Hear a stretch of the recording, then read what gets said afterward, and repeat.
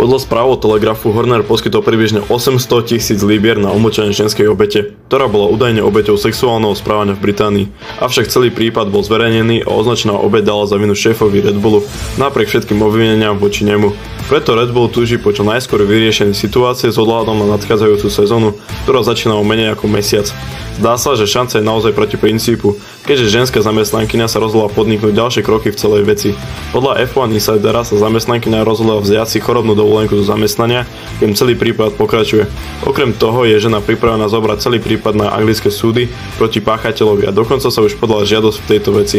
Podľa správ sa Horner a jeho právnici pokúsili čo najlepšie zamiesť celú záležitosť pod koberec a údajne ponúkli zamestnankyni finančné prostriedky výmenou za jej mlčanie. Okrem toho Horner odmietol ponuku na odchod z Red Bullu. Zdá sa, že je presvedčený o svojej nevine. FIA urobilo oficiálne vyhlásenie o tejto veci, uisťujúc, že sú zaviazaní najvyšším štandardom integrity, spravodlivosti a inkluzivity. Pre motorsport.com tým Red Bull Racing vyhlásil: poznamenali sme, že Red Bull zahájil nezávislé vyšetrovanie vnútorných obvinení v týme Red Bull Racing. Dúfame, že sa vec bude vyjasňovať čo najskôr po spravodlivom a dôkladnom procese. V súčasnosti nebudeme ďalej komentovať. Jazďte bezpečne a vidíme sa zajtra pri ďalších správach.